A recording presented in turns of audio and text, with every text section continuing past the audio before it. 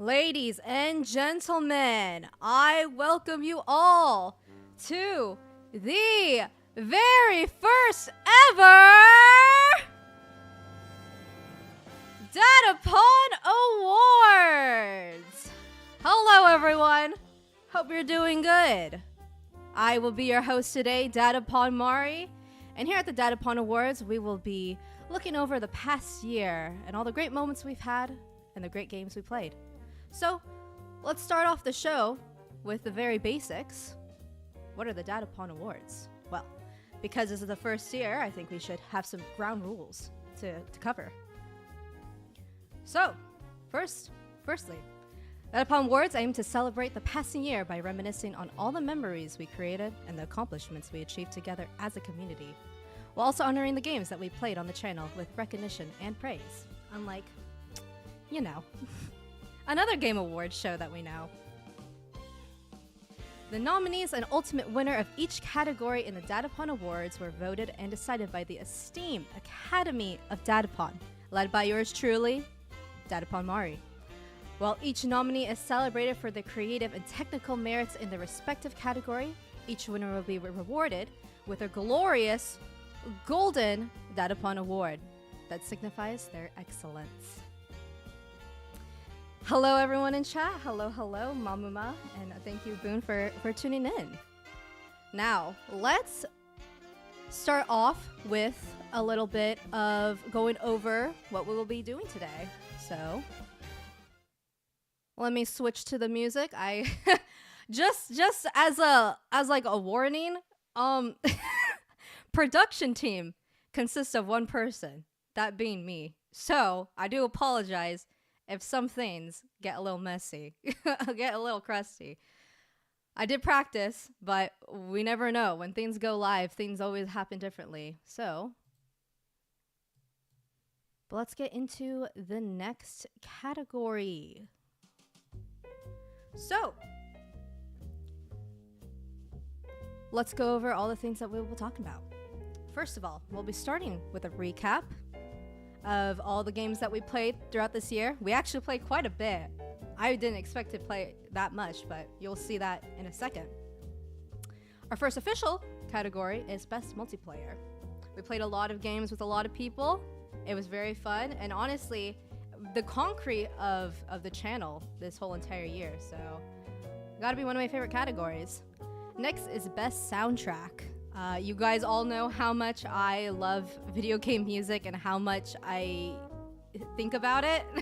Like, I feel like I bang my head against the wall just thinking about video game music and how intricate it can be. So, you know, I wanted to give it its own category and give it the respect that video game music usually has, unlike, again, another game show that we know. Next up is Best Narrative. Stories in video games is also another thing that I deeply enjoy, so would love to give some spotlight to that as well. Next section of categories is mostly focused on the channel itself, so we will be starting that with Best Upload, which means best video that I uploaded, not exactly stream, but the videos on the channel that I uploaded, so editing and all that stuff. Next is Best Clip, so pretty much the best moment of the live streams in comparative to the videos. Best Blorbo. If you don't know what Blorbo means, it's basically a funny little word of saying that this person is your favorite character and that you think about how deeply their character is. And since we like talking about the stories of video games, I thought that it would be a nice little category to have to really dig deep into some characters that we saw throughout the games that we played, because there are quite a bit that I liked. Next is Best Little Guy. That is a term often used on my stream if you are a regular viewer. I love my little guys. They're my best buddies, so I thought it was fitting to give them some representation as well. Next is Best Hottie. If you know me, you know I love fictional people. So, you know, wouldn't be a DadaPon Mari show if I didn't include some hotties, right? You know? So, that has that as well. Finally, the big three. Best replay. We replayed a lot of older games this year. I was feeling very nostalgic, apparently. But also just the ability to play some of my favorite childhood games on multiplayer through very legitimate means, by the way. But yeah, just being able to play some of these games with some friends that I wasn't able to as a kid. So that was very fun, and I thought it would be great to highlight that.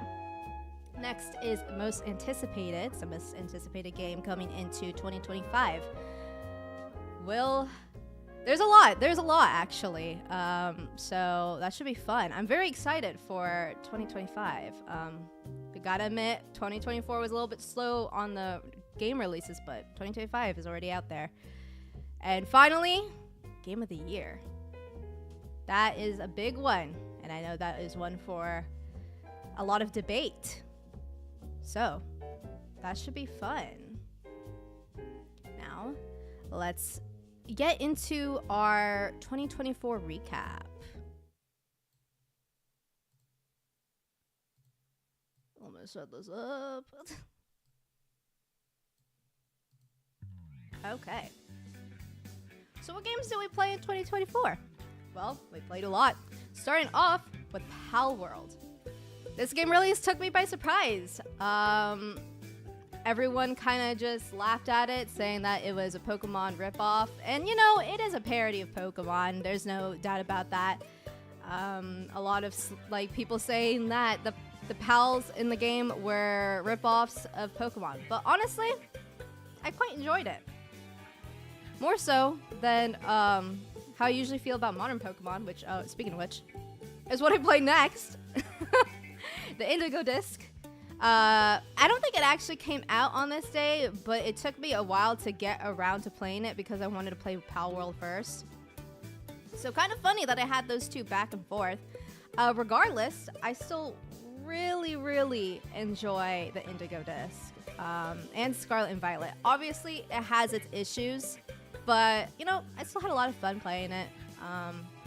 I think if Game Freak actually puts in the effort to fix its issues, I think these games would be masterpieces. But March was a big month because that was when we played Cyberpunk. That game took my life for a good solid month, so that was pretty fun. Definitely see more of that later on the show. Boone, you should. Yeah, I mean, I recommend Pal World, honestly. So if you're thinking about getting it, I definitely recommend it because it is a fun game that I will admit takes a lot of grinding and a lot of AFK just because you kind of need to, you know, get materials, and the load times for those materials is a bit long depending on what you do. But regardless, I think you'll have fun. And it is regularly being updated. I haven't played the most recent version, and I think I will probably eventually on stream, but you know, we'll get there. But coming up into the next sections of months, April, May, and June. What games did we play? Well, April was a little bit of a fickle month because I did try to start off with AI, the Somnium Files, and while I did enjoy it, it wasn't really clicking with stream. So I figured that I would just play that off stream because it's a great game, but you know, some games are more fitting to be stream games than not, and unfortunately it kind of ended up being like that. And this is where I learned to have multiple games set up because I was a little bit lost as to what to play because I had both this game and the second game set up, and I kind of slowly figured out, I was like, well, this kind of won't work for stream, so we gotta figure something out. And so I kind of fucked around and played with Fuser, the DJ game.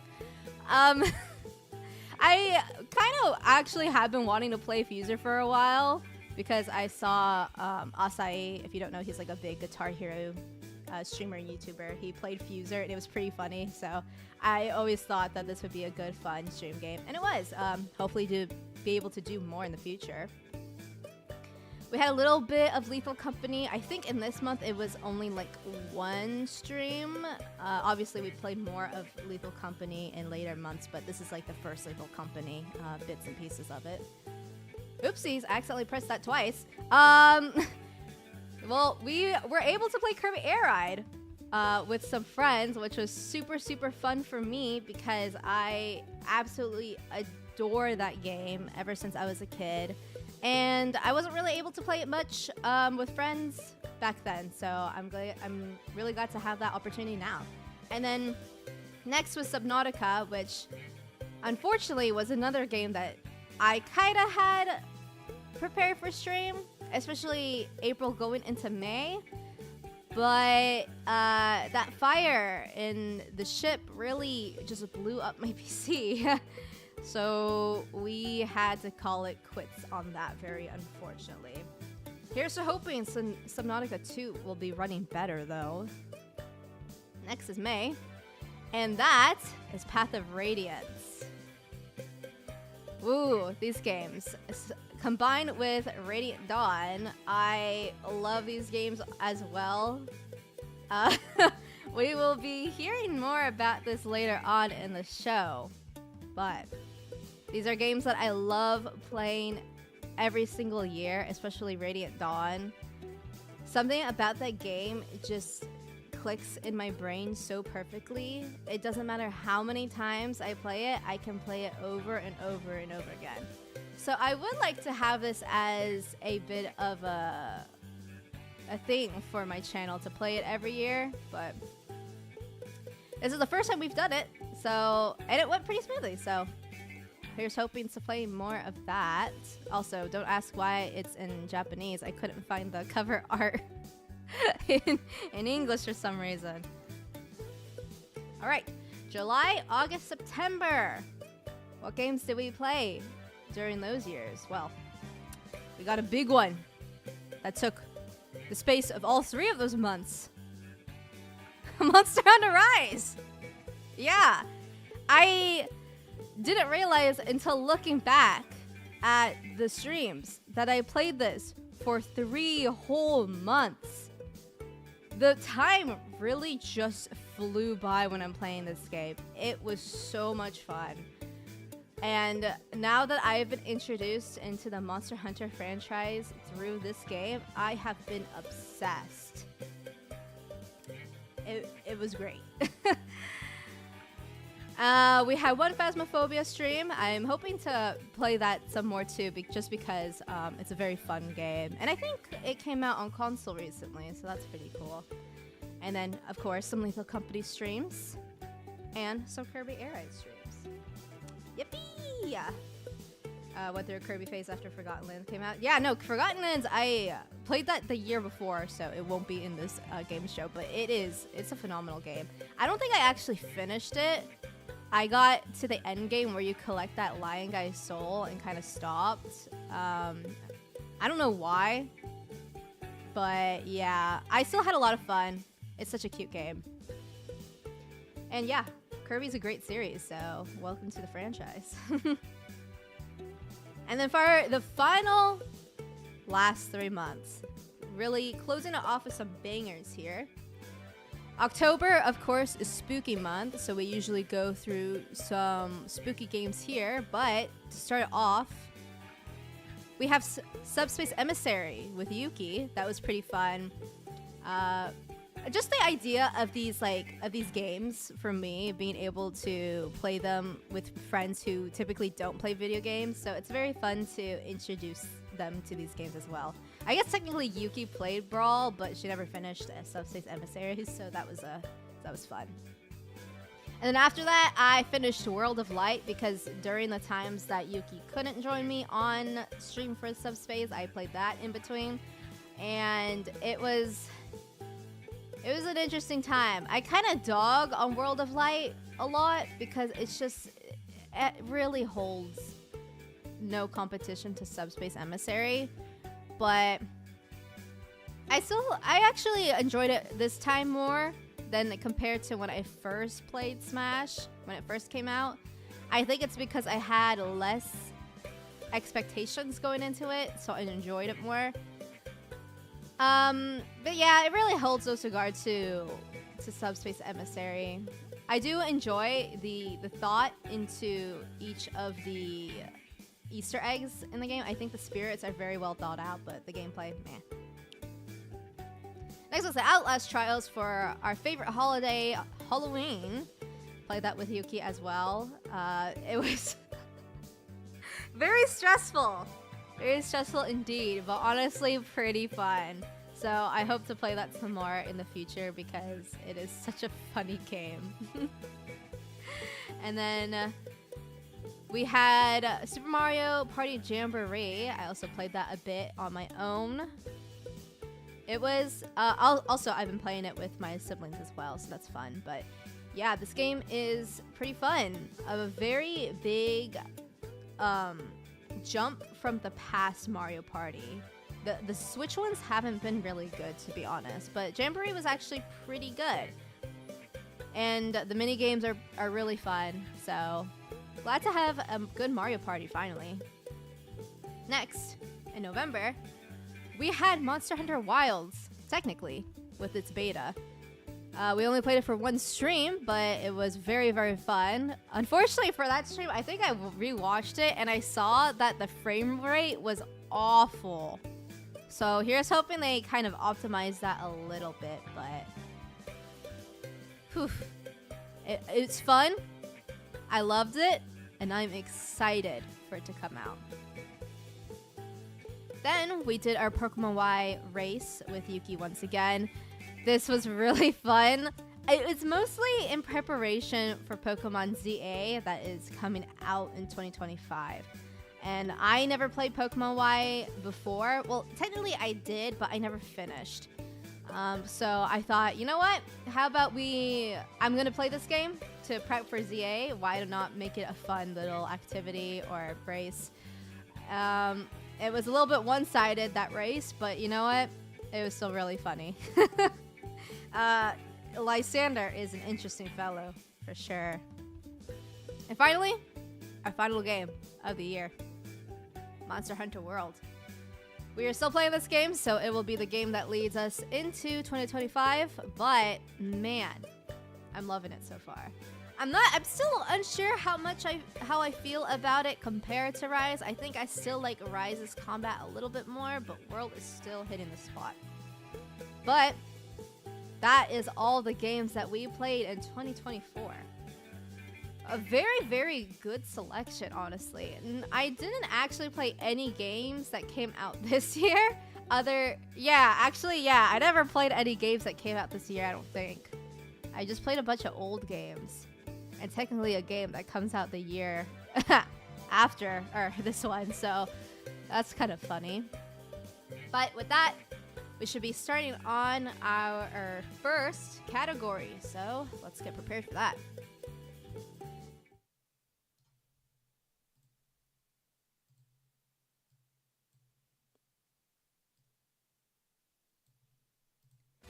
So, for our first category, Best Multiplayer. As you saw in that list of video games, we played a lot of multiplayer games. It was pretty much the basis of how much my community grew, honestly, this year. A lot of viewers and subscribers came from streams, and it was a really, really great time playing with everyone. So this is a very nice category to be able to start off the show with, officially with categories at least. So our nominees for this category are Lethal Company. Technically not a game that came out this year, but we played it this year, so I still counted it. Lethal Company is a game that usually pops up every now and then on the channel, and will probably continue to pop up just because it is a game that is honestly so much fun. And being able to mod it to hell really gives it that that spark, because you know some games aren't really easy to mod, but Lethal Company just lets you do whatever, so I think that's pretty fun. And you know, it's always a great time to spend with my friends because we are idiots and we get into the most stupidest moments. So yeah, fun game. Next, Kirby Air Ride. I already explained how I was able to really played this game with my friends for the first time. Never got the opportunity to do that as a kid, so I thought it was fitting to add this to the multiplayer category. And finally, the last nominee is Monster Hunter Rise. That's where we saw my beloved Magna Malo, my little baby, but also just was able to meet a bunch of you guys, because a lot of my regular viewers nowadays came from those Monster Hunter Rise streams, and I honestly can't be any more grateful for that. So, without further ado, let's introduce the winner of this category. And oh, by the way, I'm doing all of this on Google Slides, which probably isn't the best now that I'm thinking about it, but it was the only one that I kind of knew. So when I click onto the next slide, I put a curtain over it, but because of the way Google Slides loads things in, it loads it from the bottom up. So you might get a spoiler for the winner each time this loads. So just close your eyes for a second and let the slide load in. Don't spoil yourself unless you really want to, but you know, just a heads up. And the winner, of course, is Monster Hunter Rise. God, I love this game. I really cannot explain how much I love this game. I think it was already a little bit, like, you probably knew based on how long I played this game. 3 months straight. And I really mean it when I say that this game was the settlement for this year, because I met so many of you guys through this game, and the fact that you guys all stuck around for this channel through this game means so much to me. And it really just introduced me to this wonderful franchise that I've been ignoring for so long because I couldn't get into the gameplay. But just being able, but the community helping me out through this game, not even judging me for how bad I was at the beginning, but helping me along, giving me tips, and even joining in the game really is like the sweetest thing ever. And it really highlighted the series for me, and now I'm just absolutely obsessed. So I had to give this award to it because it's by far like the best multiplayer experience I've ever had in my life, and I'm so grateful to have a community built upon this franchise. So it's great. It's great. I love this game. But that is all I have to say about the multiplayer winner, Monster Hunter Rise. So let's get on to the next one, shall we?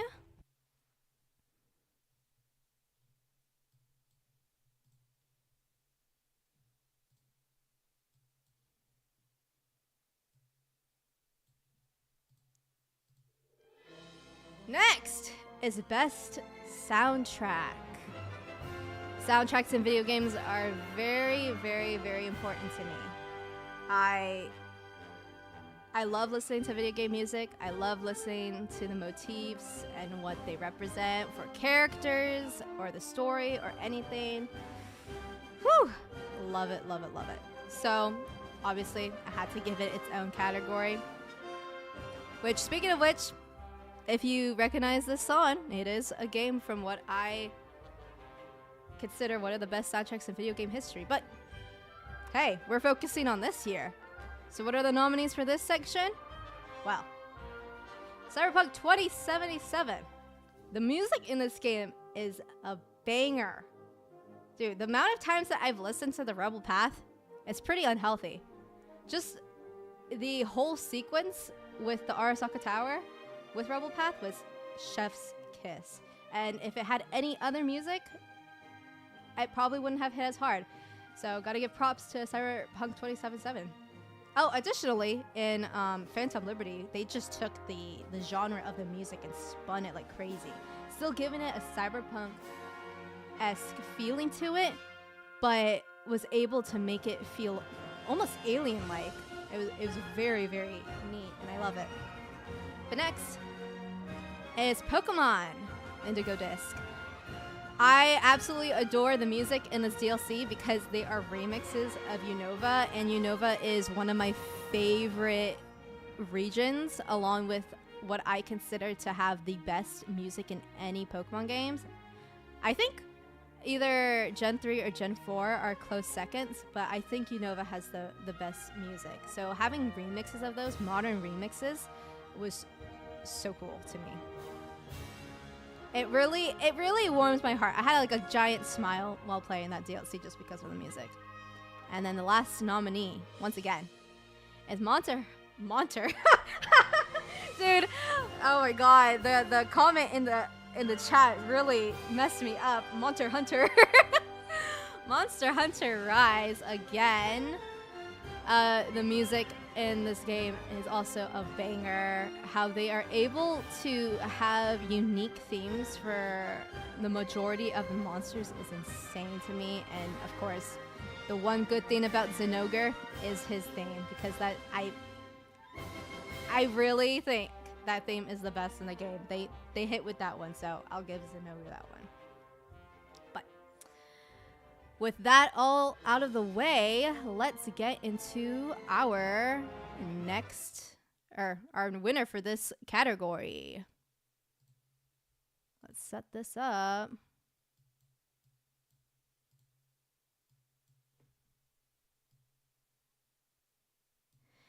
And the winner of Best Soundtrack.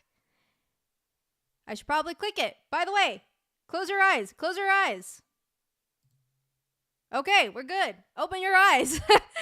The winner of Best Soundtrack is Monster Hunter again. Yeah, I really adore the music in Cyberpunk and Pokemon, especially Cyberpunk. I think the soundtrack of the game is phenomenal, but I think it's very unique to Monster Hunter that they are able to orchestrate such perfect and fitting themes for monsters. Like, it's one thing to write a theme for a character that has a very clear personality, story, what have you, but Monster Hunter can take the design of a monster and write the perfect thing ever.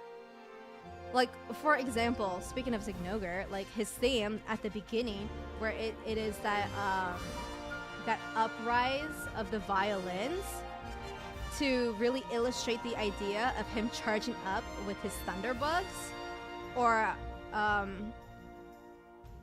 Astalos, I think, oh god, that's the monster's name, right? The thunder one. How his wiry electric guitar really fits how crazy his moveset is and how erratic he is. Like, it's such a perfect, like, it's amazing how they write perfect themes for each monster. And you can just close your eyes and really just see their moveset through the music. And I think that is just brilliant. So because of that reason, I had to give it to Monster Hunter.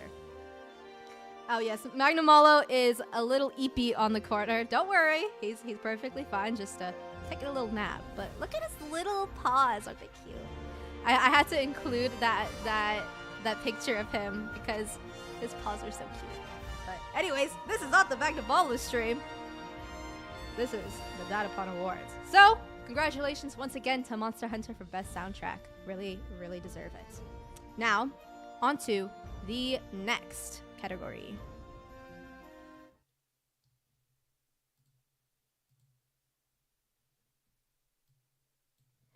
Next category is Best Narrative. I love talking about stories in video games. I always try to get people to play them because they're always like, oh, I wish this game was a show because the story is really good. And I'm like, man, play the game. Just play the game. You'll love it, okay? Give it a try. The story's great. If you really want to take the story in, play the game. So, Because of that, let's give some shine to some of the best narratives that we've seen in this year. The nominees, or should I say nominee? Because what's this? There's only one game for best narrative? What the heck? Who could it be? And I'll show you. I'll tell you. Close your eyes. It might load in. Surprisingly, it didn't actually load in that crazy. Okay.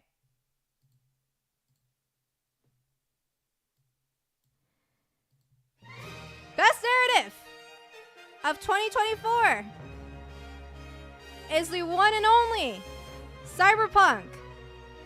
Because this game actually rotted my brain for so long and actually nearly brought me to tears at the end. And if that is not stellar story, I don't know what is.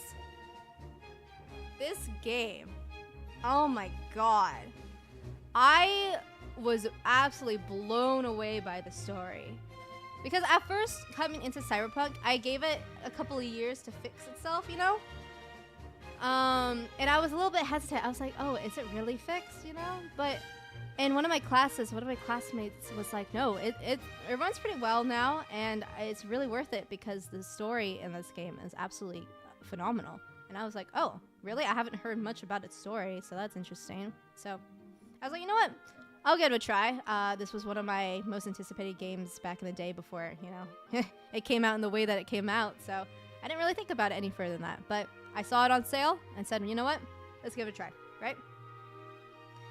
And it blew me. It blew me out of the water. It just like, it's such an amazing story.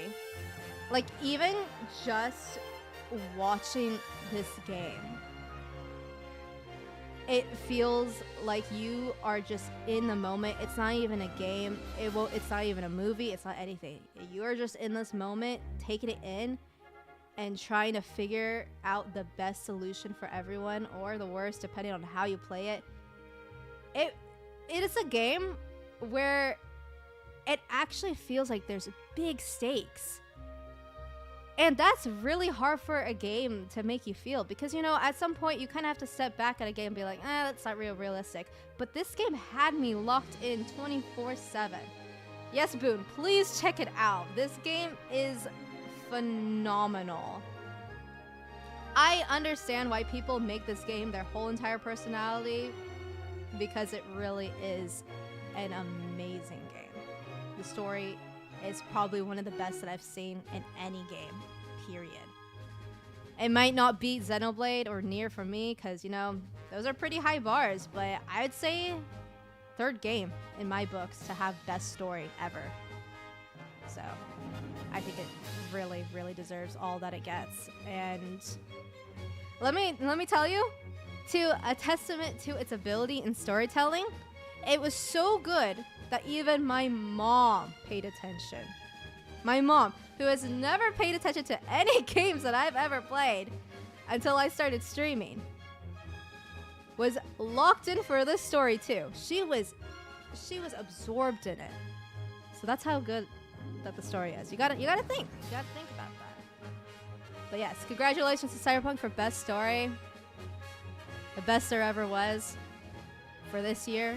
Honestly, the only one that was nominated for this year, because I felt like putting in other games just wasn't fair. So congrats to Cyberpunk. Now let's get into our next category.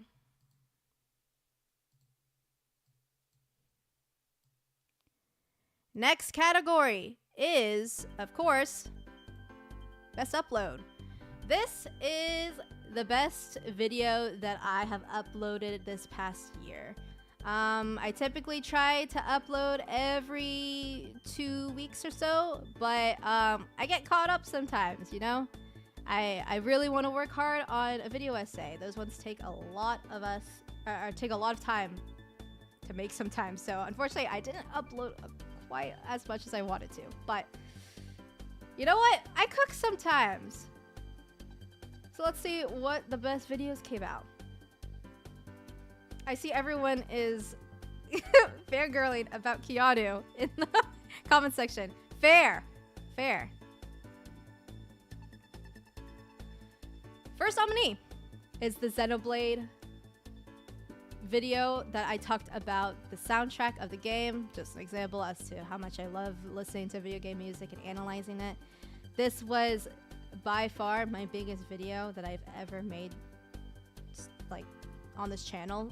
It took a long time, and honestly the main reason why I didn't upload as much as I wanted to, but I still think it came out pretty well. Next is the Outlast Trials, a little bit of a recent one. That one came out around Halloween, and dude, this game is so funny. I know this video didn't really perform well comparatively to my other videos, just because I think Outlast Trials is a bit of an older game. But this video was so funny for me because of all the funny moments that happened between me and Yuki. It really... Also, just being able to add some more funny edits was pretty funny. And the last one is the one that you called out, Boone. The Zelda video about the Wind Temple and its musical evolution. Taking a look at these 3 videos, it's pretty funny that 2 of them talk about the flutes quite in depth, and then girl flop cringe fail in the middle. What a selection. So, without further ado, let's get into it. Close your eyes, everyone. I'll tell you when to open your eyes. Okay. Actually, you know what? The slides aren't really loading all weirdly this time around. Like when I was testing it out yesterday, it was really spoiling the winners. So glad that Google Docs has it together for today. But without further ado, let's introduce the winner of Best Upload. Yeah, it is gonna be the Xenoblade video. I really put my heart and soul into this video. I constantly thought about it. Prior to actually like announcing this video, I was working on it. So I want to say, before this video came out, I was working on it since November of the year before. I was working on it for a long time, because I wanted to make it perfect and I wanted to articulate all the thoughts that I have before this video game. Xenoblade Chronicles 3 is my absolute favorite game ever, and I wanted to give some props to the game and show my love for it, and hopefully introduce other people to the game and its music. And the fact that it lost Best Soundtrack somehow to God of War in the Game Awards, don't ask me how. Jeff Keighley probably didn't play the game, because if you listen to the music, there's no way that could have lost, but whatever.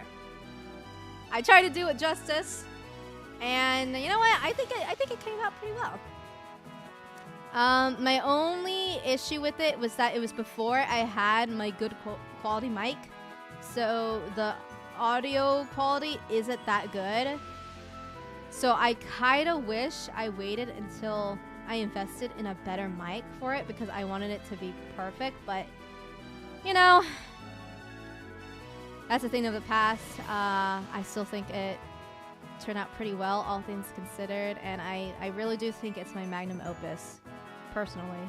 But yeah, I'm really proud of this video. So, yeah, I mean, if you haven't given it a watch, I'd really appreciate it.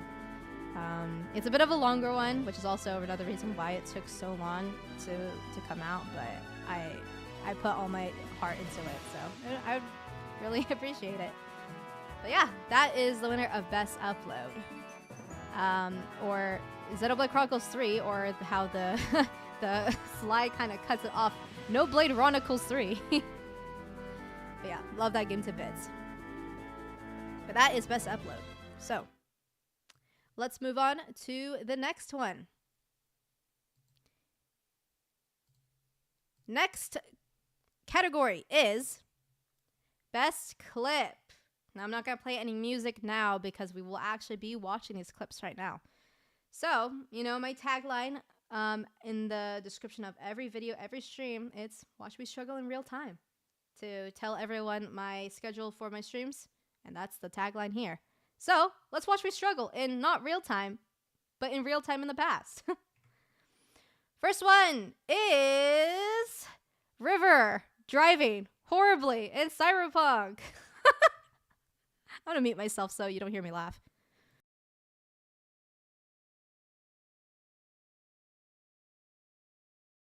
I realized I didn't unmute the audio. Hold on.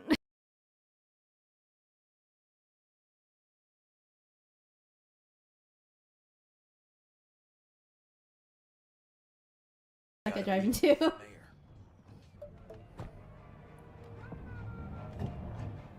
He really sucks at driving. Okay, Red Queen's race now. Gonna ride with me? Meet you there. Fine by me. Oh wait, damn it. Okay. Oh god. He's gonna run me over.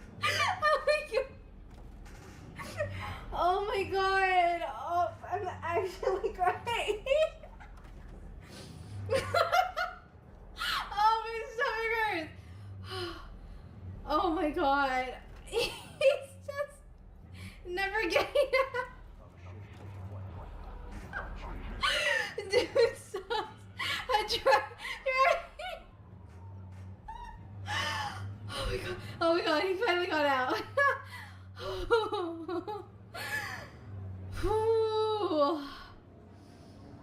Can you imagine if I was stuck in the car with him? Actually, good thing I got out. Would have been there for ages. Yeah, I was in tears when that happened. So I had to highlight that because I think about that clip all the time. Like, just randomly, I'll be thinking, I'll remember that moment and start laughing to myself.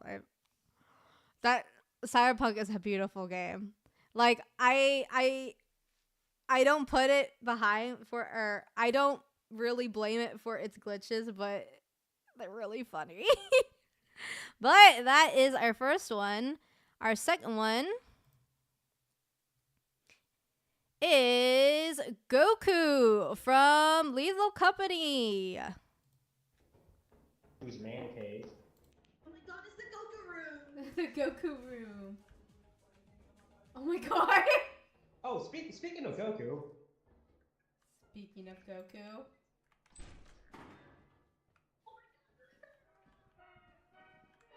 What the fuck?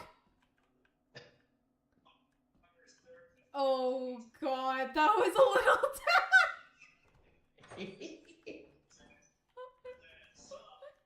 Let's go. Oh, here. Oh god, Goku. Oh, Goku. He's coming. Goku, please don't. Goku! Goku! Hey, it's me!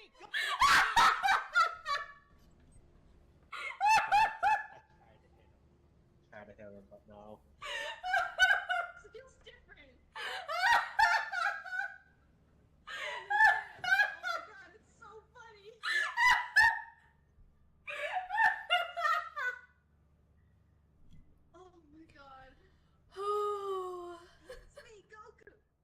Goku again. I saw Goku again. Oh my god. I hope Goku enjoys this song. Yeah, I know. He might not because he ran away as soon as I started coming. There he is. Where? He He went- disappeared around that corner over there. Let's chase him. Goku! Whoa. Whoa! Facebook! Hi, Goku.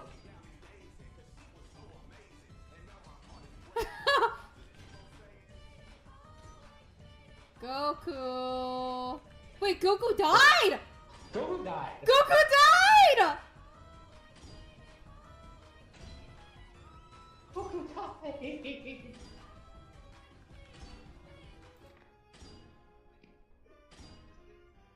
Oh my god, it's the music!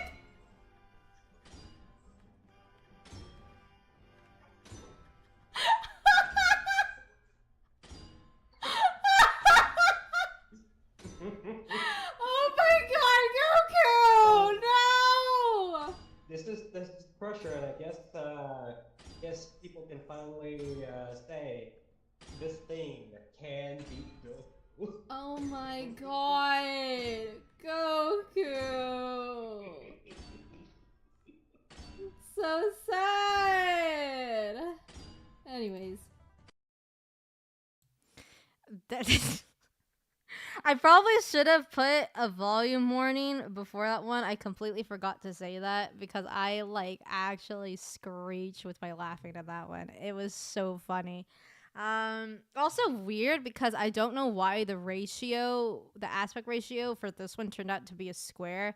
This one, it wasn't uploaded to YouTube, but rather Google Drive. So that is also a reason why the quality is a little bit iffy. But yeah, not sure why that one was uploaded into a square. So I do apologize for that. But in the next one, that's fixed. But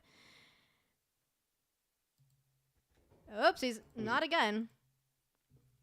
The next video is a clip from, or well, multiple clips actually, from the Monster Hunter streams of me having the most anime main character energy ever.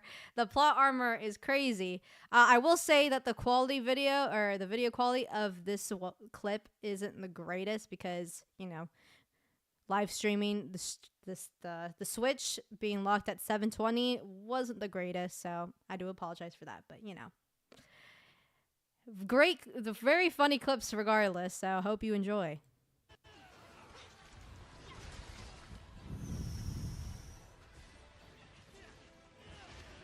Oh! Holy shit, that was really cool. Never gonna happen ever again. Yeah. Oh my god, I did it again somehow. Oh shit. Oh my god, what? Why am I cracked the fuck out right now?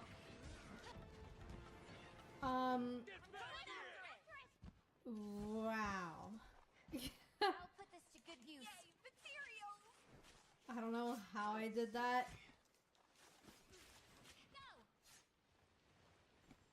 But I'm proud.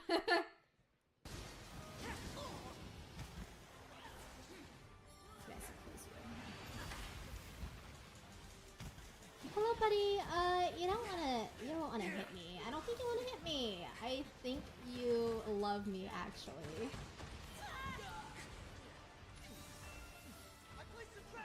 He loves me! Buddy, thank you.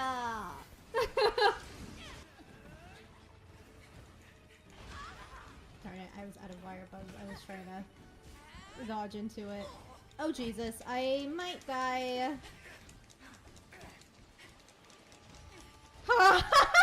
What the fuck? How did I live that? Main character. Yeah, maybe. No one could say it better than Troy. Main character For real. I when I was putting together this, because I still cannot believe I survived the Gormagala and the Nargacuga fight like that. That was insane. Especially the Gormagala one, because not only was I stunned and nearly like close to death, I also had the meter on me, the frenzy thing, so my HP was draining because I had that set on, and I had the slightest health left. I have no idea how I survived that. I really think I had the biggest plot armor ever. But with all that out of the way, let's announce our winners for best clip of the year. Let's hope the Google slide won't spoil the... Okay, it won't. So best clip of 2024 is no other than Goku Lethal Company. Oh my god, this photo is terrifying. And if you think this photo is terrifying now, it was terrifying in the moment. Holy shit. It was scary, but also so funny, because I think my favorite part of the whole clip was right before Goku killed Troy and we were watching him from the death cam. You can hear the most quietest, "Hey, it's me!" before he died. It was the funniest thing ever. So that was that was the highlight clip. Like, I always go back and rewatch that clip so many times, and I always try to find I always want to find ways to like squeeze that into a video, but can't, because making videos for the Lethal Company streams is a little bit of a mess, so I just had to include it here. And so for that sake, it is the winner of best clip. Hopefully, speaking of that though, hopefully I'll be able to make a highlight reel of 2024 that includes all those great clips that weren't able to make it into video. So hopefully I will get that out. But you know, that all aside, let's get into our next category, which is Best Blorbo. In other words, best character of any of the games that we played across this year. You know a character's good when it has you feeling like that Charlie Day meme where he is like looks insane trying to connect the dots of everything. Yeah. If a character makes you feel like that, peak. So, first nominee is Kieran from Pokemon.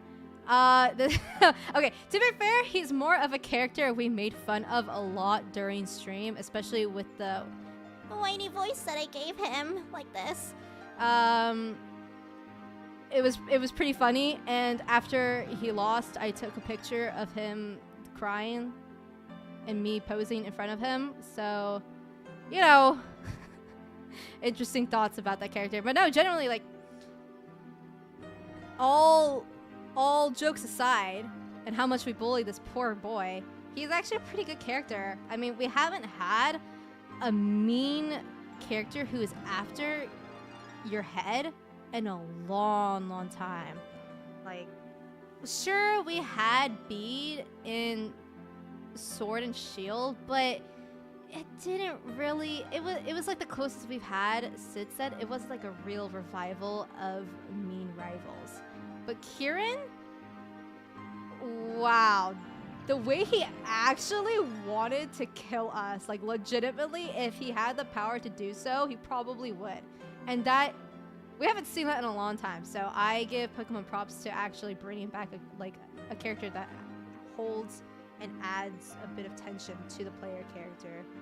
So that's the reason why Kieran is one of them, because one, it feels really bad to beat him up and gaslight him, and two, seeing the backlash of your actions is another thing that I really appreciate. Because in Sword and Shield, you beat up Hot Bede and Marnie, you steal their dreams by becoming the champion. You take away everything that they've ever hoped and dreamed of as a kid. And all they do is smile and say, "Hi, congratulations."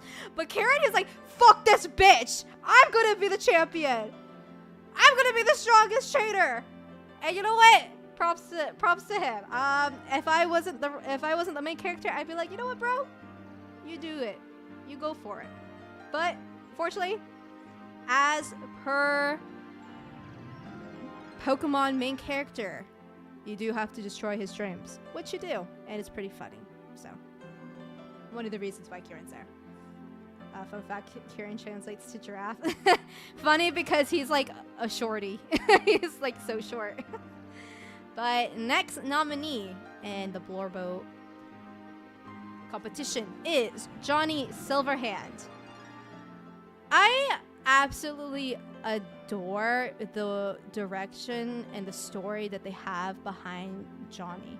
The whole Johnny friendship system is absolutely amazing because you start off being like clashing heads with him because of the whole dynamic of one, him taking over your body, two, having like different views with him being like very head-on, very violent, and having his ways. And if you're like a more pacifistic person, you kind of want to try different, like figure out different ways. But throughout the story, you really bond with him, and a lot of the times you have no one but him. So he is like almost a sense of comfort, because at least if you have no one to talk to, Johnny will be there. And I know people typically don't like characters yapping at you all the time during the story, but I felt that Johnny's inclusion and him kind of writing the story with you, it was very, very natural. So and also, dude, the ending with him, I was not close to tears at any moment of the game, but the one right before the well, dude, yeah, that nearly got me, but yeah. And the last nominee, comparatively to all these humans, is Malzeno. It's just funny seeing that. Malzeno! Yeah, you might be wondering why a monster is on here with all these humans. Yeah, I was caught off guard too. And you also might be thinking, what the heck? Malzeno, I was expecting Magnamalo. And for that explanation, I say I really love Magnamalo. He's always gonna be my favorite boy ever. My little cutie patootie. But I think Malzeno has a wonderful story, and the design being incorporated into his story as well is just so good. And it's also one of the reasons why Monster Hunter won Best Soundtrack, because I think Malzeno has, at least thematically, the best soundtrack or best theme in the whole entire game. Zinogre might be the best theme in terms of like listening, but if we were talking about it from a perspective of analyzing, Malzeno definitely has the best theme, and it's insane how good that theme is. But without further ado, let's introduce the best Blorbo of the year.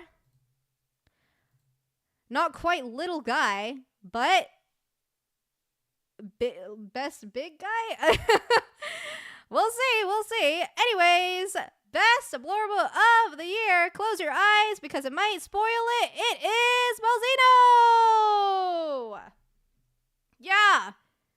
Really surprising, isn't it? Oops, I had the music down for that whole thing. You didn't even hear the music. Oopsies. Oh well. But yeah, Malzeno really shocked me. I love Johnny. I think if it weren't for Malzeno, it definitely would have been Johnny that won the award. But I think once again, it's a testament to Monster Hunter's skill of being able to add so much character to a creature that cannot talk. For example, I mean, by the way, all of these messages that you're saying are messages that I shared with Troy about Malzeno. So it's just to give you a perspective of how much brain rot this character gave me. Or, well, I guess Dragon. But just to dig deeper on Malzeno's theme in general, like, at first, when you first fight Malzeno, you have no idea about Primordial Malzeno. You don't know that this is a dragon that has its soul taken away from him, absolutely sucked dry by the Kuro, and is now a soulless husk for them to control. And when you first fight Malzeno, you have no idea of that. So when you first hear his theme, it just sounds like an average gothic vampire theme, right? But when you fight Primordial Malzeno, somehow that same theme transforms into this really, really sad, sorrowful theme. And when you listen to it closely, you realize that Malzeno's whole story is told through this theme. And I think it's so amazing that a song that you've heard before can transform like that with context. And all the hidden details are in that theme. You just have to like kind of dig through it, and when you finally realize it kicks in. Like I really can't like fully describe how cool that is to me. Yeah, exactly, Boom. Like the monsters are given a lot of personality through their design, and I didn't include it, but even comparing the two designs of regular Malzeno and Primordial Malzeno, you could see from Primordial Malzeno that his design is very much like a knight. His wings are his shield and his sword.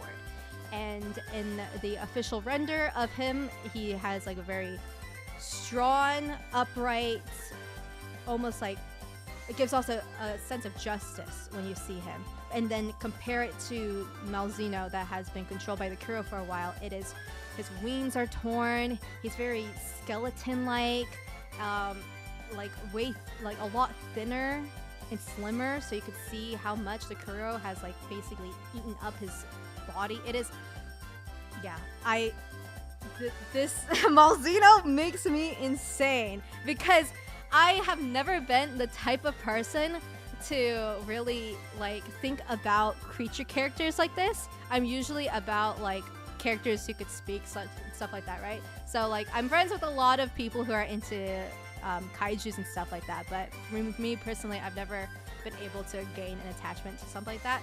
But Malzeno made it. He somehow did it. He gave me the Blorble brain rot, and I am just in awe of how well designed this monster is for a thing that cannot speak, and you simply fight it and kill it.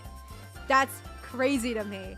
So for that, I had to give Malzeno the reward. I feel bad because I feel like Johnny definitely deserves it as well. So, but you know, Malzeno just takes the cake. Every time I think about how in depth this monster is, I just am just silenced because I'm blown away by it. So again, another video idea that I want to do is talking about the design of Malzeno. So hopefully I'll be able to get to that. But man, love this creature so much. But that's best Blorbo. So up next we have, if I'm remembering correctly,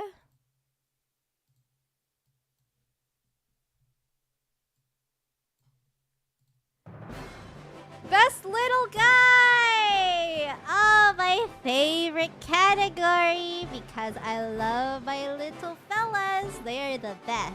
They're the little guys that help me the most in any of the games that I play. They're so cute. So, first nominee of Best Little Guy. Like, I always have to say little guy in that voice, too. Like, I simply cannot say it. But first one is Gobfin. If you were here around for the beginning of the year and watched some of my Pal World streams, you will know that the last boss, at least back then, there's more bosses now, so I can't even imagine how difficult that is. But like, dude, the last fight, the Gojo ripoff, was so, like, it's not even hard. It's a DPS check. But the thing with that is that it's hard to gain a lot of damage in that game without getting like legendary weapons and stuff. And the drop rates for legendary monsters is So I had to like really brainstorm some ideas, thinking, how do I make up the damage? Because I simply cannot kill this guy in time. But I thought of it. I was looking through the skills of each monster, and I came across Gobfin. I was looking at it. I was like, I think his skill is like it gives you like 20% boost if you have him in your party, or something like that, and it stacks if you have multiple Gobfins. And I made it my mission to breed the absolutely perfect set of Gobfins with a skill that gave me another 10% boost to damage, 30% chance boost to defense, and I level these items up to the max, and this thing where it's like if you catch more Gobfins and basically sacrifice them to one Gobfin, it gets even stronger. Yeah, that's what I did with Gobfin, and I do not think I would have been able to win that fight without him. I'm sure there are other ways of doing it, but that was my way, and I couldn't have done it with my little guy. So, but next nominee is Pesto! Our little guy from Monster Hunter. As you can see, he has quite a lot of entries with Monster Hunter Rise, Monster Hunter World, and Monster Hunter Wild. He has many variations to him. You could say that these are all different alternate realities of him. But I love this little guy. He has a cup of me for every single game. In future Monster Hunters, from this point on, I'm never having a different Palico than Pesto. He is the best guy ever. I could always depend on him. And next, with the final nominee, Monty Mole. Yep, if you watch that one Super Mario Party Jamboree stream where I was going through the minigames, I'm pretty sure it's the first one, Monty Mole carried. Every time I was on a team with him, he locked the fuck in. Dude, fuck Goomba. Goomba sucks. He couldn't put out the freaking spark to the bomb. He kept missing. But you know who locked in? Monty Mole. We could always depend on that guy. The last thing, of course, fuck Goomba. One last fuck Goomba. So, sorry, tongue-tied. These are the nominees for Best Little Guy. But who will win in the end?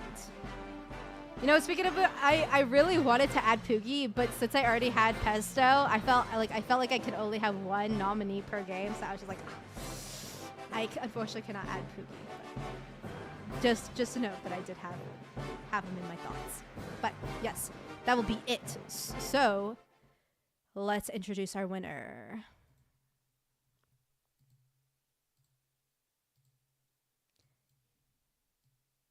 And the winner of Best Little Guy, It's of course Little Pesto! Oh, I love Little Pesto! Dude, I think how much I hyped him up in that section, it was a little bit obvious, but oh my god.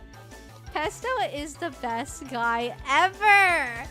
He's so cute, and honestly, there are so many times where I definitely should have died. But you know what? Pesto was always there for me. He punched me when I was stunned. He healed me when I needed heals. I love this little guy. He's a little kitty patootie. He's the best guy ever. Best little guy. He'll forever, honestly, be best little guy ever, just in general. So, one and done for him. I don't think it's fair to include Pesto any further than now, because he'll just win every single time. I just love this guy so much. He's the cutest. And him on his boat in World was so cute. Oh, I love him. I love him. I love him. I love him. But that is best little guy, which was probably no surprise to anyone, but you know. Love my little pesto. But anyways, let's move on.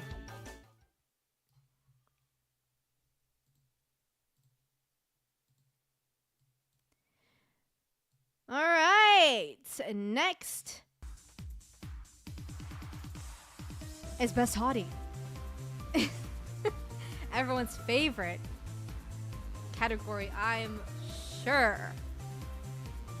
You know me, you know me.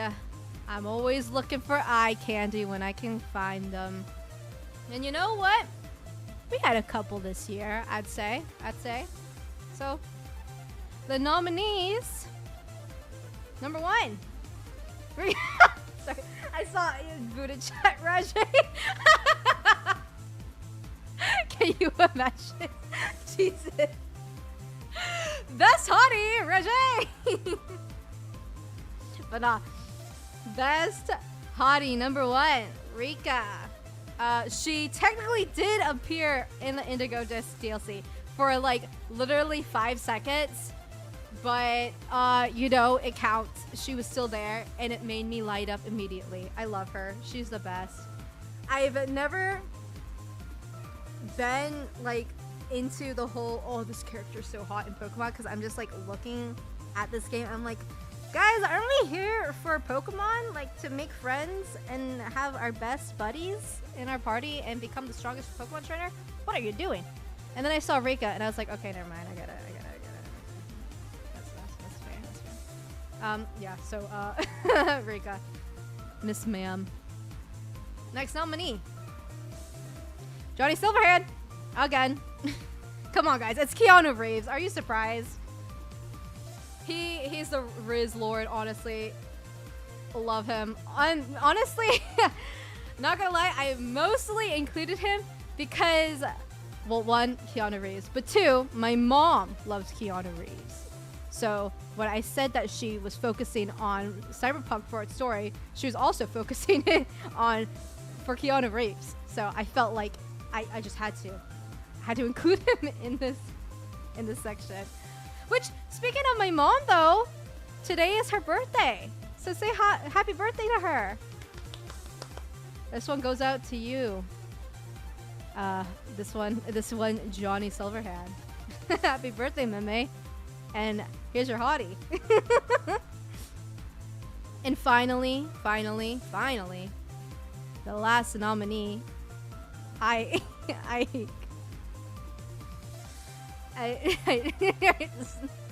This isn't. Yeah, if you know me, this isn't fair at all. Let's just get straight into it. Yep. The winner. Yep.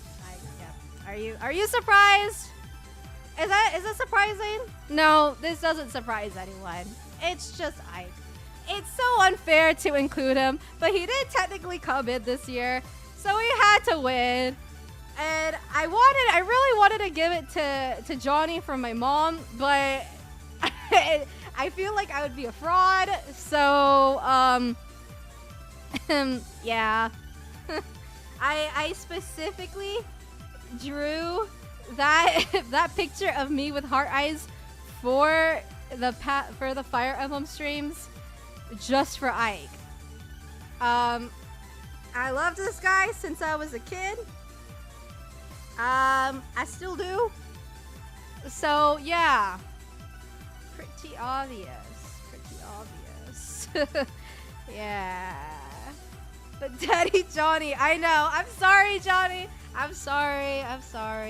If you were in a year that didn't include Ike, you would have totally won. But here's Ike. And look at him proposing to me. The ring. Oh, he thinks it suits me. Yeah, okay. That wasn't fair at all. But, you know, I will give it up to Johnny for my mom. My mom can have Johnny. You know, that's her, that's my birthday gift to her. She can take Johnny. I'll be here with Ike. She can have Keanu. But yeah, thank you all so much for wishing her a happy birthday as well. I will tell her all of those wishes. Thank you, thank you. But with that out of the way, we unfortunately have to say goodbye to Ike, so take a good long stare at him. Oh, actually, you know what? One last thing before I say this. Yeah, if you were there for the stream where I finished Alicia's Gambit, and you know how that cutscene plays where it introduces Ike to the story? Yeah, I can recite that whole entire cutscene line by line perfectly and reenact each moment because of how much I watched that cutscene as a kid because Ike was in it. let that sink in about how much I like Ike. Yeah, that I'll just leave it at that. I'll leave it at that. Okay.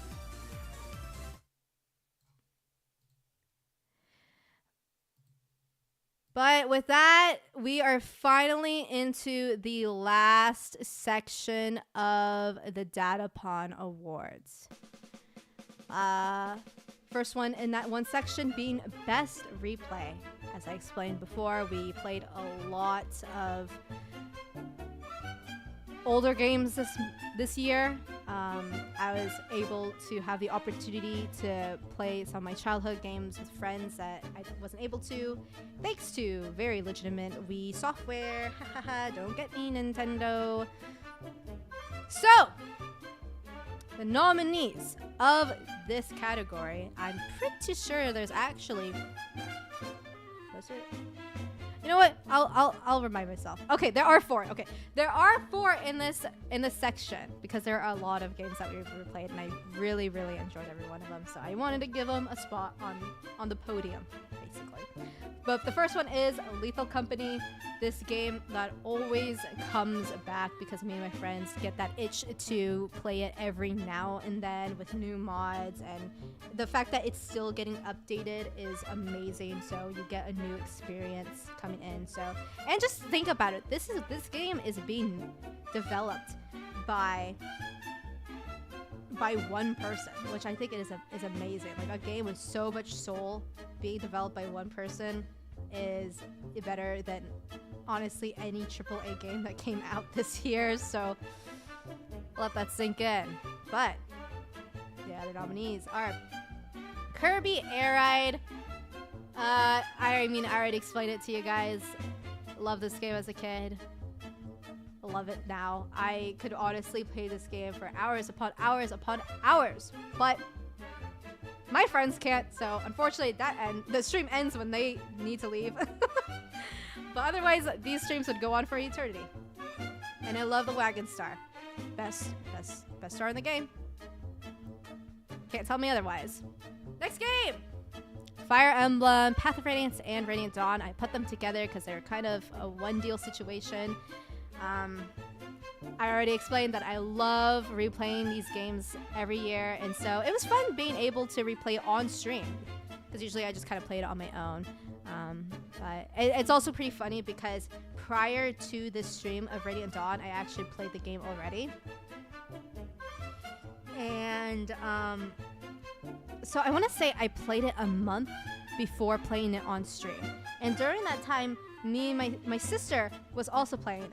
So we were playing it at the same time. And every time she was stuck, I had to like take over for her. So I played... Oh wait, no. I'm remembering this correctly. So my sister started before. She started playing before. But that one level where you recruit Har, she didn't get Har. She didn't talk to him in time. And she told me that. And I was like, you do realize that because you didn't talk to him before the level ended, you won't recruit him, right? And she's like, what?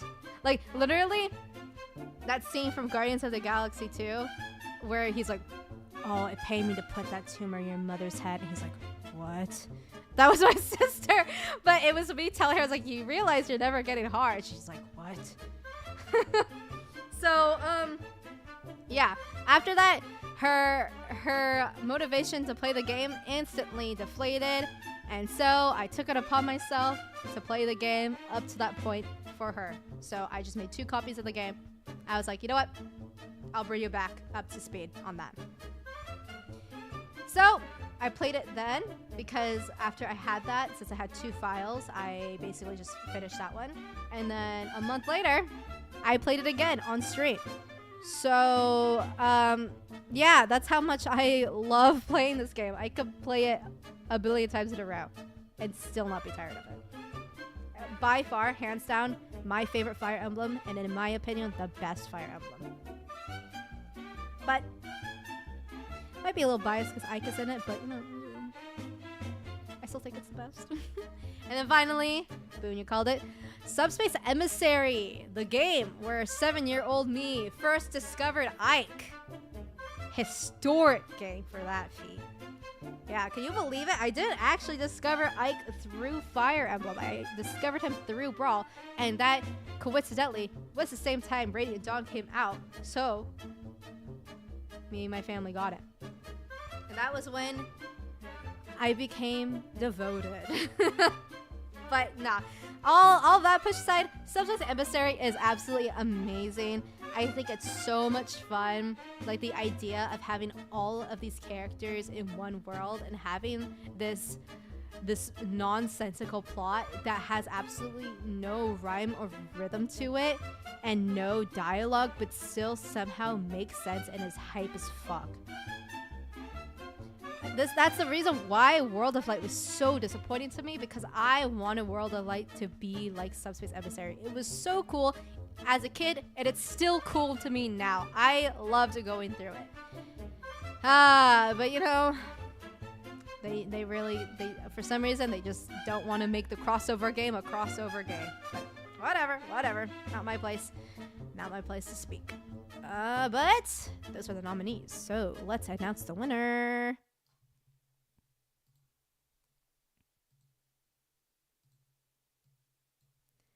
So, winner of the best replay is, if you could guess it already based off of the music, it's Kirby Air Ride. Yeah, I love this game. I love this game. Like, it is one of my favorite childhood games. I mean, I was able to experience Subspace Emissary with a friend again, but like being able to experience Kirby Air Ride in a setting that brings back like the joy and fun of playing with people means so much to me.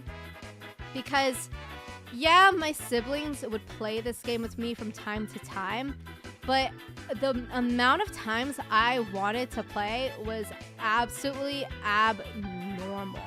I wanted to play this game every day for hours. So I do not blame my siblings for not wanting to play with me every single time. So a lot of the times, because of that reason, I had to play it alone, which is pretty depressing looking back on it.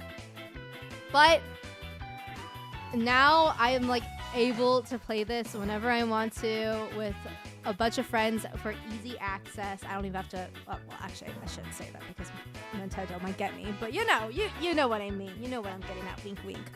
But yeah, it was so much fun, these streams. I gotta do another Kirby Air Ride stream for real. Like, this was so much fun. So be on the lookout for that in the future, because I will definitely be playing some more. But I love Kirby Air Ride so much.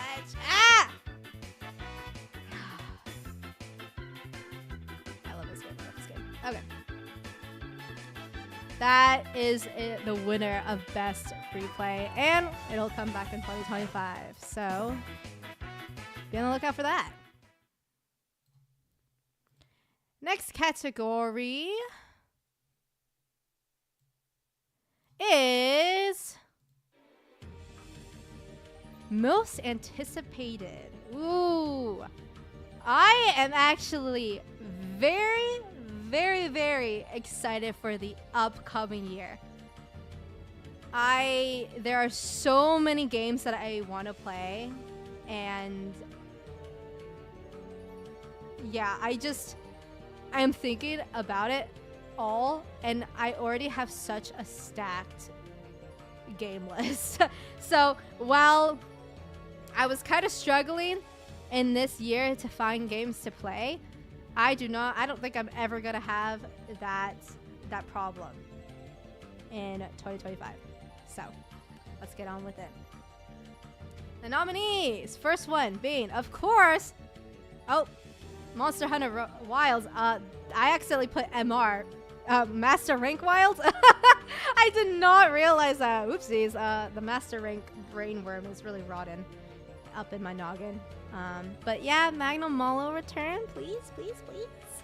Very unlikely, but if Magnum Malo does return, I will actually be so hyped. But yes, I am very excited for this game. I enjoyed it a lot on the beta. I know some people had some performance issues, and apart from the bitrate kind of fucking up my stream, I think it ran pretty well on my end. So hopefully it's okay by the time the game comes out. I know they're already optimizing the game. Capcom is a very reliable company, so I don't need to be worried at all about this game at all. Next is Xenoblade Chronicles X. This is the one Xenoblade game that I didn't play. I know it's technically a spin-off, but I still have to play it, and I never had a Wii U, so you know, never got around to being able to. But now that it's getting a remaster on the Switch, I am so hyped, especially since I've heard that this game has some of the best world exploration ever in a game, period. So I'm excited to see how it is. After all these years, I really kind of avoided it, so it will be pretty much a blind reaction when it comes out. But yeah, so excited. Xenoblade fans keep on winning year after year after year. The era of the Switch was really the era of Xenoblade, just period. And it's great. It's great to be a Xenoblade fan. Next is Pokemon Legends ZA. Man, I know I have my opinions on modern Pokemon games, but the Pokemon Legends Arceus was such a blast, and I wasn't sure if they were going to make another Legends, but when they announced this, I popped off so hard. And not only that, Mega Evolutions are coming back. It is so... I am so excited for it. But yeah, if no Piplup start, it's like the Magnamalo situation, but even more. If there's no Piplup, I'm gonna lose it. There's no way you don't have Piplup in the French region. Come on. It's Piplup. He's named after Napoleon, the French guy. Come on. But finally, Subnautica 2. I know Subnautica didn't run well on my PC, but I have high hopes for Subnautica 2 running a lot more smoother, especially since the first game is quite old. So I'm sure that there'll be some optimization. And I think it's very cool that it's going to be co-op. So we get to play this game with other people, which I will definitely drag my friends into. Yeah, that's going to be very fun. Also, it's going to be fun running into creatures that is comparative to the Reaper Leviathan. We'll see how that works with 2 players, and also see what kind of new creatures they cook up, because I've always loved marine biology, so it's right up my alley. But with that out of the way, let's bring up the most anticipated game coming into 2025, the game that I'm looking forward to the most.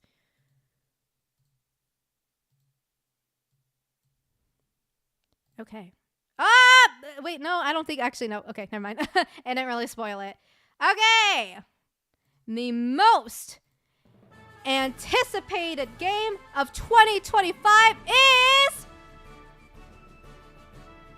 That's surprising, isn't it? You probably weren't guessing Pokemon. But I really loved Pokemon Legends. it is the most fun that I've had with the Pokemon series in a long, long time. I think I enjoyed Pokemon Scarlet Violet, but yes, there are some glaring issues with it that pulls me back from it, so I can't say that it is a good game. But Pokemon Legends, dude, I had so much fun with it. So much fun. Even now, I still sometimes go back to Legends just to fly around and catch some shinies. Like, shiny hunting in this game is so satisfying. I don't know why they didn't have it the same way in Scarlet and Violet. They made the battling system so annoying, but with the Legends, it's so satisfying just to chuck the ball, catch the Pokemon. You don't even need to get into any menuing. No, don't need to waste any time getting into a fight. The Pokemon is there, you catch it, that is it. And it makes shiny hunting fun. It makes filling out the Pokedex fun. And it's just so satisfying. The sound design, it's like very pop and clicky. It's the perfect sound effects for everything. And, you know, I did say it before. I was hoping for Unova to get a Legends games, but regardless, I know they'll be cooking, and I have no doubt that this game will be great. I did play Pokemon X for this reason alone, just to prep for this game. So that just shows how excited I am. And once again, if they don't have Piplup, I'm gonna lose it. Because how do you not have Piplup? We'll see if I keep my anticipation with that one. It just reminds me of this story that a while back I had a dream that they finally released the trailer for Pokemon Legends ZA and showed off the starters, and one of the starters wasn't Piplup, and I got so angry that I woke myself up because in real life time my body was subconsciously digging at my nail bed. Like, I was so angry that I was literally clawing my nail bed, which is insane because I never had anything like that where it's like I have woken up from like motions that I've done. I don't move when I sleep, which is crazy. So like, yeah, the fact that I was so angry that the hypothetical starter wasn't Piplup, that I woke myself up through pain. Yeah, I guess that is just shows how excited I am for this game. So, you know, that's that. I am so looking forward to this game. Also kind of funny that it doesn't even have like cover art for the background. I kind of just had to take a picture from the teaser. That's all we have right now. So please Pokemon, if you are listening, please release more info. I'm begging you. But yeah, most anticipated game.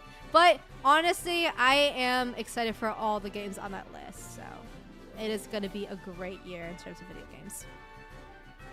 But finally, the last category of the stream. Are you guys ready? Are you guys ready? Because this is the game of the year. We've had a great year of wonderful games. And to be fair, we did not play any games from the actual 2024, but we still played some bangers. So let's introduce them. First nominee, Pal World, started off the year with a bang in January.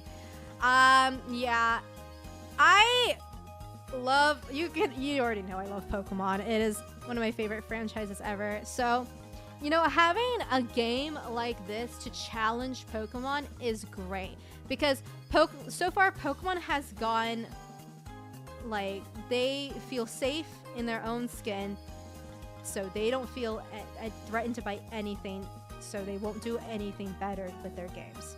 But Pal World brought in that hypothetical situation of, if it really sells well, then this will this maybe get Game Freak to put more effort into their Pokemon games, which it actually might. We'll see.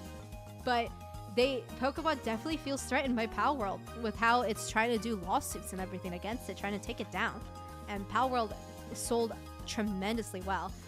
So I gotta give it props, because not only was it a fun game, but it is actively changing the trajectory of one of my favorite series, while also beating it in its own game. Like, Pal World was so much fun. Sure, I like Scarlet and Violet, but if I had to choose, I'd just play Pal World. To the fuck, like, yeah, it's pretty funny that this was nominated, not Pokemon, despite me playing it in the same year. So, yeah, Pokemon, step it up. Next nominee, Cyberpunk. Yep, this game, I already explained it. It really, really broke me down. It was so good. And not only was the game, like, the story phenomenal, the characters amazing, the gameplay was also just so satisfying. The gameplay of just dashing at enemies, slicing them, and it was just so smooth, so nice. I know I had a couple of glitches here and there with the dash, but I could totally push that aside. If anything, restarting the fight is great because I get to kill more people, and that's always a thumbs up. So yeah, Cyberpunk is a game that I always constantly think about, even off stream, still to this day. Also DLC was absolutely amazing. It really adds. It's amazing because, like, this game, the base game, can be played on its own and it's still great, but the DLC adds to it even more in ways that is, like, very neat, because it adds on to the pre-existing characters, even though the story is focused on just its own separate characters from the base game. It still adds a bit of dynamic to Johnny through Reed, so it's very cool. And then the final nominee for best game of the year is, of course, Monster Hunter Rise. I've hyped it up. I played it for 3 months, you know, and it is, once again, a game that brought in a lot of my own personal community together.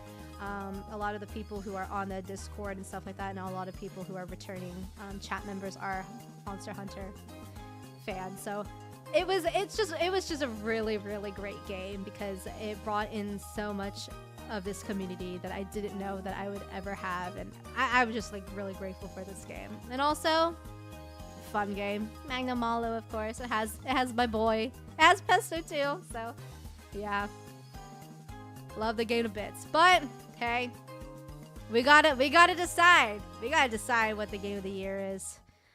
All of these games are absolutely amazing, but only one will win.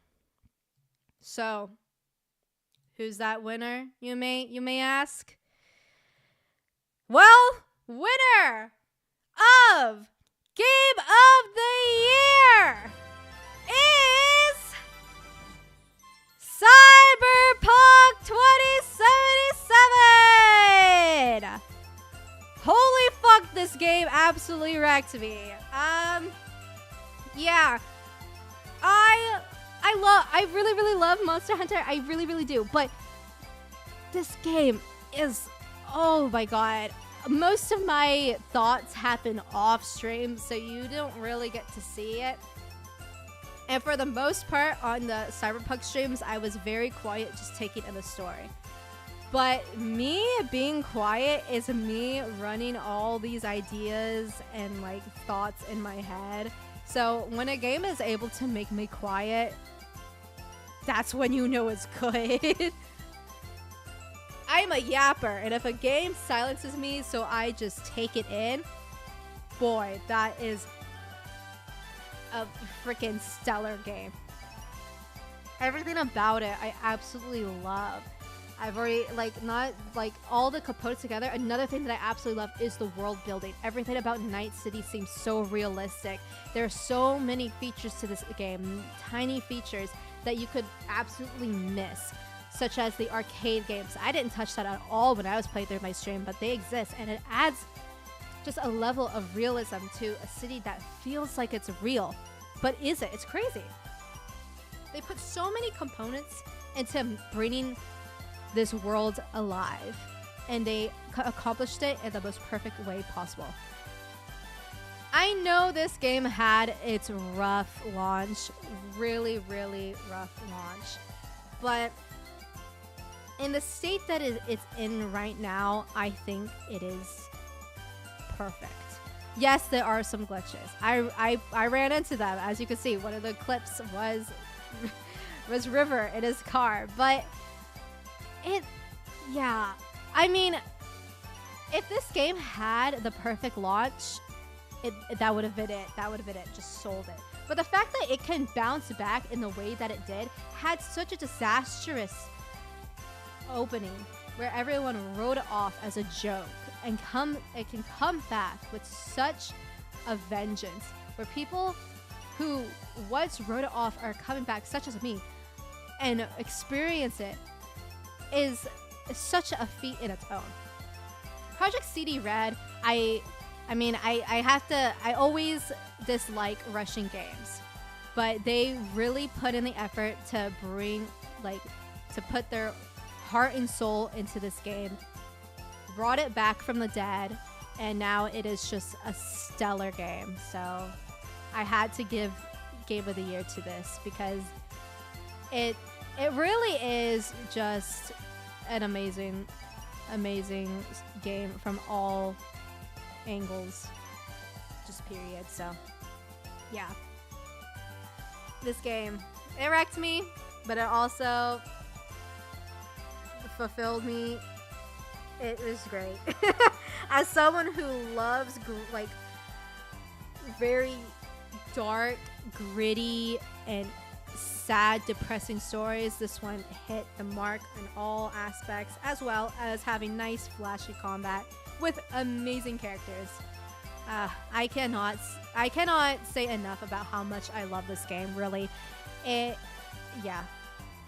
I really makes me at a lost words because I want to talk more about it, but like my brain kind of just malfunctions whenever I think about it. I just want to say it's good, just play it. So yeah, if anyone out there in chat hasn't played this game and is thinking like on the edge of like, should I get it? I don't know. It had a pretty bad release. What if it's still like that? Get it. I promise you, I implore you to get it because it is absolutely amazing. The people who make this game, their whole entire personality, they were right all along. Really, I get it, and I'm one of those people now. Okay, but that is Game of the Year. So congratulations, Cyberpunk. And now we are at the end of the DadaPon Awards. Before we close off, though, I want to say some final words to really seal off the year. So, 2024 was a very, very big year for me. I feel so amazed thinking about the year that has passed. I was able to create videos that push the limits of my editing and writing skills, become a YouTube partner, and, do the classic thing that every YouTuber does of tweeting them and trying to get their attention to fix an issue. I didn't think it would work, but it did, which is insane. And so I feel like a real YouTuber after doing that. I think that's like a rite of passage. But most of all, I was able to meet all of you. Each day that I stream or upload a video, I always look forward to seeing you all in chat, both familiar and new faces. I constantly dream of sharing my passions of video games with the world, and I always feel one step closer to that dream with each passing day. And it's all thanks to you, really. Like, you guys being here makes it amazing, because before when I started, I wasn't really sure how this would really go because, you know, I always thought I would be hard stuck at just getting maybe like 10 views per video, really. But here I am with people to talk to in chat, regular viewers, and every single stream. It really makes me happy. I just didn't think I'd ever get here. So being here where I am, it makes me so grateful. And you know, I still am a small channel. My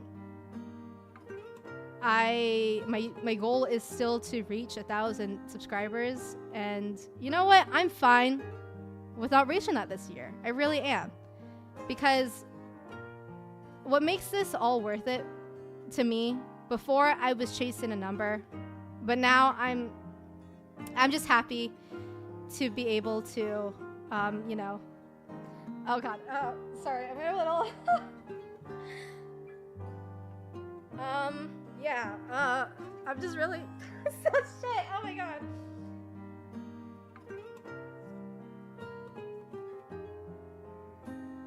Oh my god, sorry.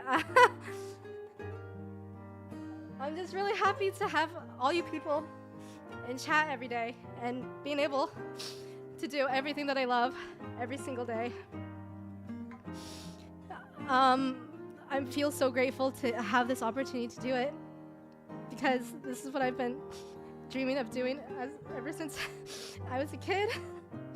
So yeah, I'm still a small channel, and I will be for a while, but you can bet that I will always be here making content for all of you to enjoy. So from the bottom of my heart, thank you for supporting me. And I didn't think I was gonna cry, but oh my god, I am so grateful to have all of you here. So, you know, I'll keep going until 2025, where we can make even more memories together. Because all of this makes me so happy. Just being here with all you guys. So it doesn't matter how slow or how fast we go. I just want to be able to enjoy it all with all of you. And no matter how big we get, how small we stay, I will always appreciate everything that we have together. So thank you for 2024, and here's to 2025. Thank you. Thank you for watching. Oh my god, I didn't think I was gonna cry.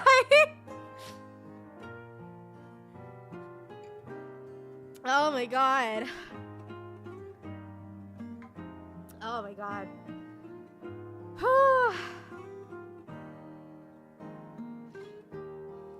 Oh my gosh, I really wasn't expecting to cry, but yeah, I really can't explain. I can't really give it justice to how grateful I am to all of you guys who gave me a chance by clicking on either my videos or my streams. Like, you'll see maybe like 10 people in my stream, but you still gave me a chance, which really, every single time I think about it, like, it really makes me feel so blessed. So, yeah. I'm glad to have met all of you, and thank you so much for sticking with me. I am so excited to cook up some more things, more streams, more videos, more events like this together, and I hope you all stick with me along the journey. And, you know, even if you aren't here for every stream or aren't here for every video, regardless of all of that, I am so happy and thankful that all of you guys were at least stuck around for the journey, for a part of the journey, and gave me a chance.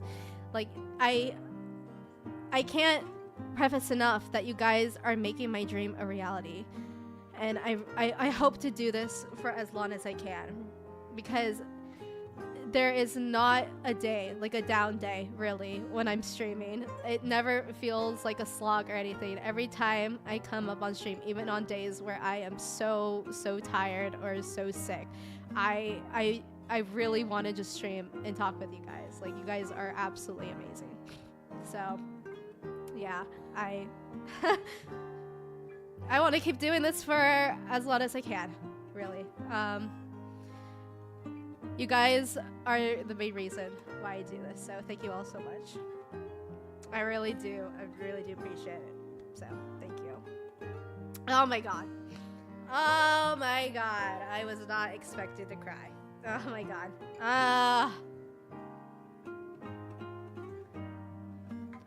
Whew. Okay, but that is it. So, thank you all so much for watching. Thank you all for making this year absolutely wonderful. I'm excited to see what 2025 leads us and everything in the future. We have lots of games to play, lots of videos to make, and lots of memories to create together. So yeah, I'm excited, and I'm hoping going forward to be more experimental with my content as well. This was my first time doing like an event like this, so I was really nervous. I practiced, I stayed up pretty late, tried to set it up, and it went pretty smoothly, I think, for the most part. I did mess up a little bit on one of them, but you know what? It's all good. And so I kind of want to do stuff like this as well. I want to make events and stuff, so here's hoping to be more experimental with the product, the stuff that I produce as well. But yeah.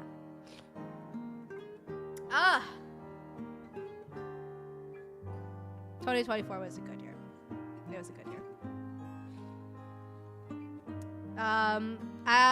It's a little early. I usually end stream at 6, but this went on for a pretty solid amount of time. So I think, yeah, I think I'm gonna end it here. Have an early day, especially after that cry sesh.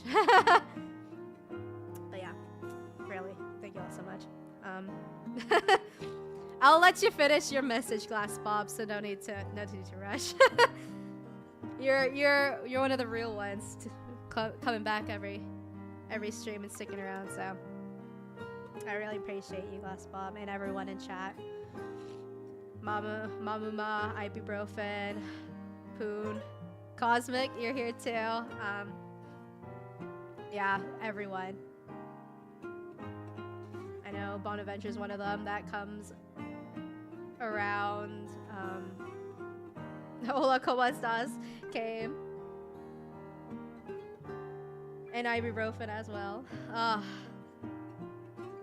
Yeah, I don't know. I just feel so lucky to have this moment, really. Just being able to do something that I've been dreaming of as a kid. Like, to be able to constantly watch YouTubers and imagine myself in that position someday and being able to get one step closer every single day. It makes me so happy. It really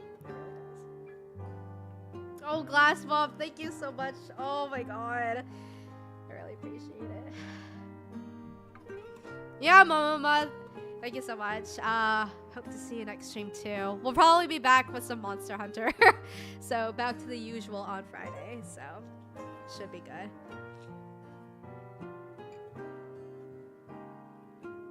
But thank you, Glass Bob, so much. You are the sweetest.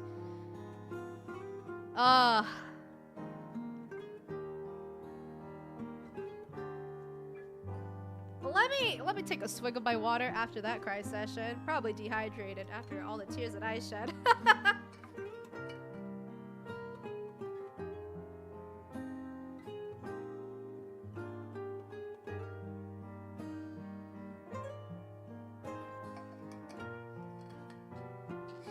just want to give you proper time to send in your alert, Glass Bob. I would hate to end it so you don't get your alert.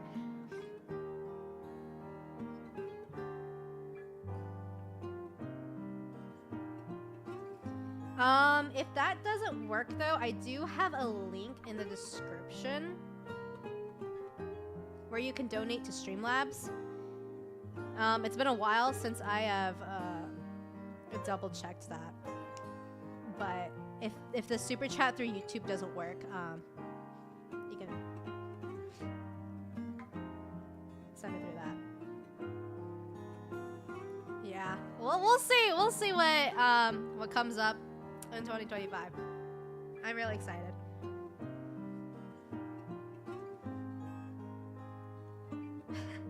Well, I really don't want to like not have your alert included in the stream because I'd feel bad. So I'll stick around for a little bit, but yes, this will be the end of the stream. So thank you all so much for coming and watching. It was really fun doing this. I'm hoping to do it every year. So hope you look forward to the end of 2025 as well, where we do the same thing, hopefully with even better production, because yeah, I did this all on Google Slides, which was such a hassle because the Google Slides is so laggy. I was like trying to do the transitions and all I want to do was just like have the things like fade in, fade out, and stuff like that. But yeah, no, did not happen. It was very laggy, so glad that that's over, but we'll probably have to come back to it again next year. All right, well, Glass Bob, I don't know if you're still doing that, but honestly, I could keep going just so you could get it, because I would hate for you not to get like proper thanks from me. So just let me know if you're still doing that. But if not, then I think that will probably be it for me.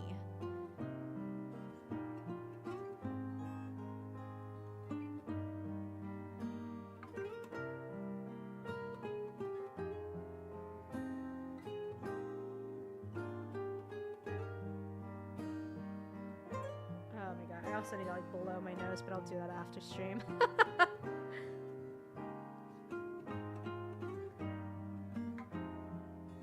Oof.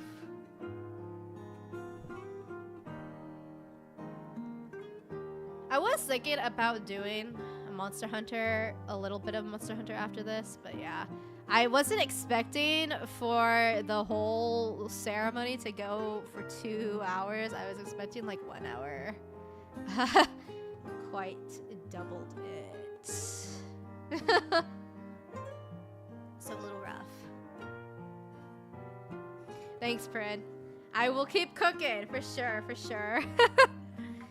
Cooking's what I do. But yeah, I'll probably work on like a highlight reel of 2024, have that uploaded.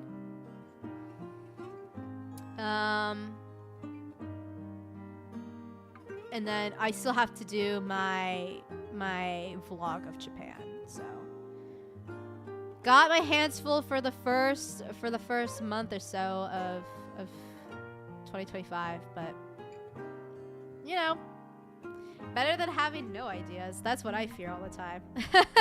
Not having having any ideas for upcoming videos. That's scary. But I'm pretty set. So all I have to do is just cook, really.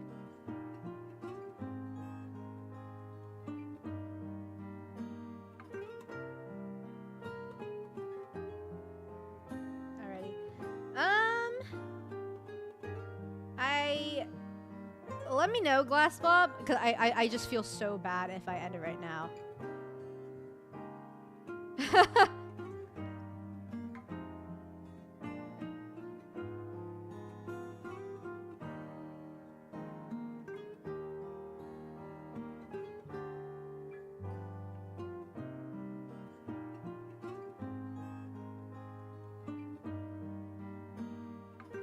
Oh, yo, you know what? While we do this, though, I have my Pokemon cards.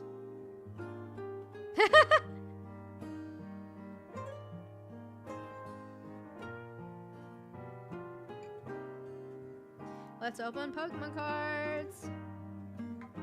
I guess I can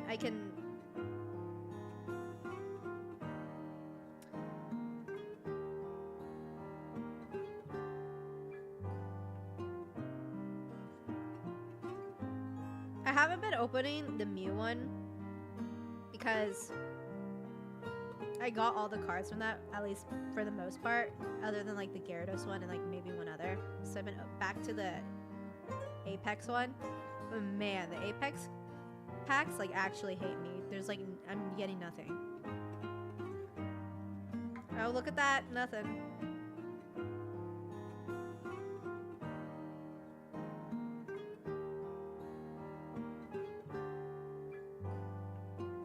Okay, well, that's that.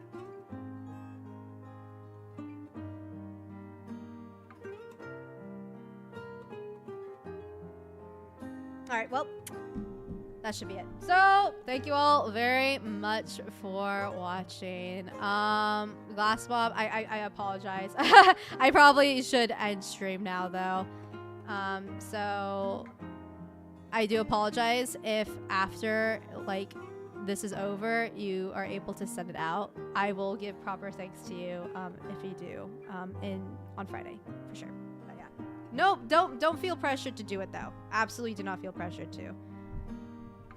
But regardless, I do appreciate it. I appreciate everyone in this chat so much. Every single one of you who are subscribed, I am so thankful for. So that is it from me today. That was the DadaPon Awards 2024. So very nice highlights. A good cry session at the end. And here is the 2025. So I hope to see you all on Friday, where we continue some Monster Hunter. And I hope you all enjoy your new year. Bye! Oh yeah, and happy birthday to my mom! Woo! Alrighty. Bye-bye. I will see you all on Friday. Bye-bye. Thank you for coming. Bye-bye.